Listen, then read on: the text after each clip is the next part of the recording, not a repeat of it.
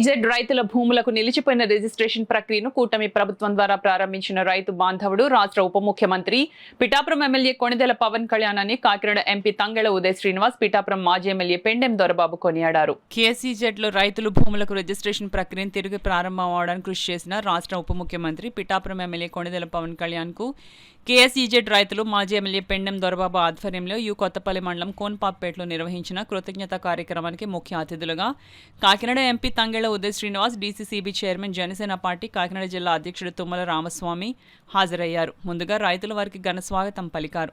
అనంతరం రైతులతో కలిసి ఎంపీ ఉదయ్ శ్రీనివాస్, పెండెం దొరబాబు, తుమ్మల రామస్వామి, పవన్ కళ్యాణ్ చిత్రపటానికి క్షీరాభిషేకం చేశారు. అనంతరం జరిగిన కృతజ్ఞతా సభలో పలువురు రైతులు ప్రసంగించారు. ఈ సందర్భంగా కొణిదెల పవన్ కళ్యాణ్కు రైతులు జేజేలు పలికారు. జనసేన పార్టీ నాయకుడు బోనం పరమేశ్ చేతుల మీదుగా ఎంపీ ఉదయ్ శ్రీనివాస్ను, మాజీ ఎమ్మెల్యే పెండెం దొరబాబును, తుమ్మల రామస్వామిని రైతుల తరపున ఘనంగా సన్మానించారు. అనంతరం రైతులను ఉద్దేశించి ఎంపీ ఉదయ్ శ్రీనివాస్, మాజీ ఎమ్మెల్యే పెండెం దొరబాబు ప్రసంగించారు. ఈ కార్యక్రమంలో డాక్టర్ జ్యోతుల శ్రీనివాస్, తెలగంశెట్టి వెంకటేశ్వరరావు, వేగిశెట్టి బాబులరావు, అక్షయ్, బండి దావీదు, మురాల్శెట్టి సునీల్ కుమార్, చల్లా లక్ష్మి, తోలేటి శిరీష, బోనం బుజ్జి, బోనం రాజు, వేగిశెట్టి నిఖిల్, చింతా సూర్యనారాయణ, పెదకాపు, పిర్లా గంగాధర్, బాపన్న దొర తదితరులు పాల్గొన్నారు. నేను కూడా ఉన్నాను. పవన్ కళ్యాణ్ గారు అందరు రైతులకి హామీ ఇచ్చారు. ఎవరైతే ఈ రైతులు అప్పుడు తీసుకోకుండా భూమిని కోల్పోయిన వాళ్ళు ఉన్నారో వాళ్ళందరికీ తిరిగి ఇప్పిస్తారు. అలా చెప్పి వచ్చిన చాలా మంది నాయకులు ఉన్నారు, ఇప్పించడానికి చేసిన చాలా ఉద్యమకారులు ఉన్నారు. కానీ ఉద్యమాలు చేస్తూనే ఉన్నారు. రైతులకి ఎవరికి భూములు ఎవరికి వెనక్కి రాలేదు. అది ఉద్యమాన్ని విని అది ఎవరు అర్థం చేసుకోగలరు? ఒక రైతు భూమి పోయింది అంటే ఎవరు అర్థం చేసుకోగలరు? ఒక మధ్యతరగతి కుటుంబం నుంచి వచ్చి, ఒక రైతు కుటుంబంలో, ఒక మధ్యతరగతి కుటుంబంలో వచ్చి రైతు కష్టాన్ని తన కష్టాలుగా భావించే ఒక నాయకుడు అయితేనే ఆ కష్టాలను అర్థం చేసుకోగలరు. అలాగా అది ఆయన కష్టాలు అనుకుని, మీ కష్టాలు ఆయన కష్టాలు అనుకుని సుమారు 1745 రైతులకి 1189 ఎకరాలని రిజిస్ట్రేషన్ ఛార్జెస్ కూడా తీసుకోకుండా అక్కడికక్కడే గవర్నమెంట్ రైతులకి తిరిగి రిజిస్ట్రేషన్ చేసేమన్నారు. అంటే సుమారు ఎకర భూమి ఎంత ఉండాలనుకుంటారు? 50 లక్షల నుంచి 60 లక్షలు, కోటి రూపాయల వరకు ఉంటుంది.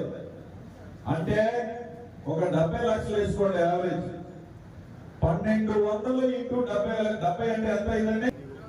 832 కోట్ల రూపాయలు విలువ చేసే భూమిని రైతులకు ఇప్పించిన నాయకుడు మన అధినేత పవన్ కళ్యాణ్ గారు.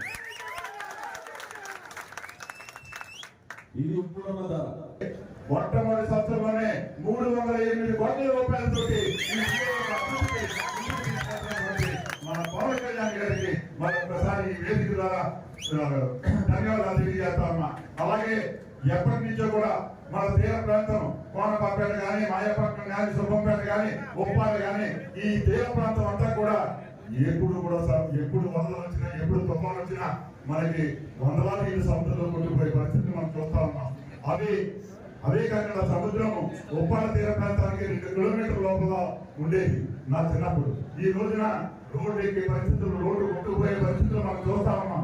ప్రతి సంవత్సరం మనం రోడ్డు వేయించుకోవడమే కానీ దానికి శాశ్వత పరిష్కారం నేను కానీ శాసనసభ్యుడిగా నేను కూడా ఆలోచన చేయలేని పరిస్థితులు మీకు తెలియజేస్తా ఉన్నా. కానీ ఈ రోజు పవన్ కళ్యాణ్ గారు 323 కోట్ల రూపాయలు ఈ రోజున ఉప్పాడ తీర ప్రాంతానికి ఆయన వారధి కట్టడానికి చేసినటువంటి కార్యక్రమం వెంటనే శాంక్షన్ చేయడమే కాకుండా ఈ రోజున త్వరలో పనులు ప్రారంభించడానికి ముందుకెళ్తున్నటువంటి ఈ తరుణంలో వారికి కరతాలు ద్వారా ఈ నియోజకవర్గ ప్రజానికంలో కూడా ఆయనకు అండగా ఉండాలి.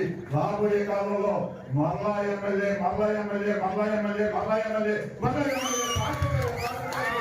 ఈ నియోజకవర్గంలో పవన్ కళ్యాణ్ గారు ఉండాలి.